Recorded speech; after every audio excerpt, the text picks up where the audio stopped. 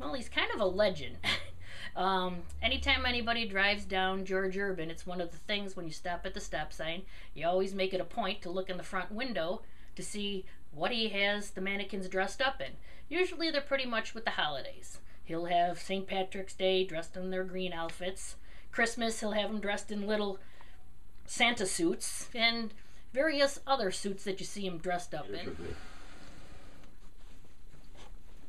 I don't know where they would have wound up if I wouldn't have brought them home with me, because these stores where I got them aren't around no more. They don't wind up in the garbage. Like, well, I showed you the note that the gal put in the mailbox one day that they'd like to have her at a party. They were going to have a party. She wanted to rent one. My neighbor Shirley, they go by and look at him too, and her daughter Jill. It's just one of those things you wonder, where did he get these mannequins from? Why does he do this? What's his job?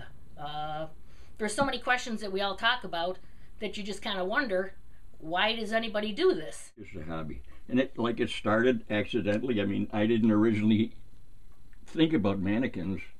I thought about the table first as a reminder to what would you call it? A memoriam toward Bonnie. There's my one girlfriend Kathy at work. She is just training for a new job where they had to drive a 15-passenger van, and they could drive it anywhere they wanted to in Cheektowaga. Well, she decided to take the group past MANiKiN Man's house. So they were all kind of amazed about this guy that would dress up mannequins and put them in their front window. So she took the whole busload of people over there, and they were all co-workers that were learning how to drive this van, and they were all taking pictures with their cameras and stuff, and the main boss goes, I think we should get out of here.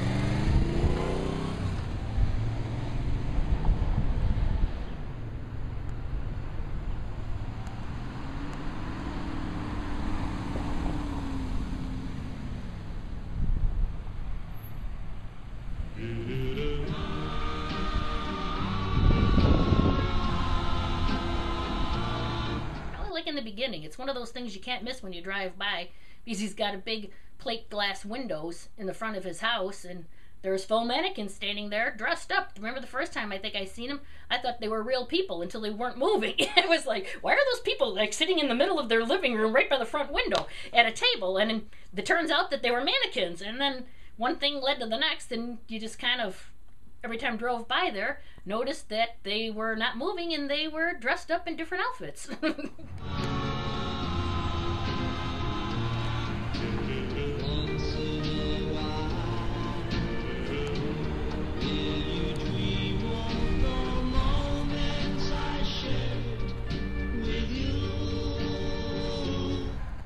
Somebody will go like, what? I mean, they don't live around, they may live in Tonawanda, so they never really go up and down George Urban, and they're like, what's a guy got in his windows? And it's like, mannequins.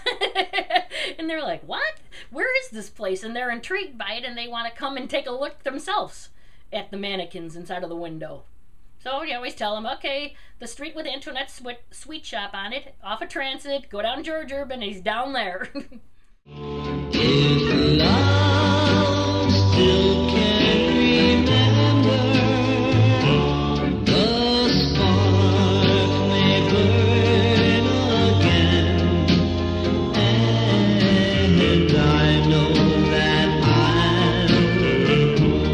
Be contented with the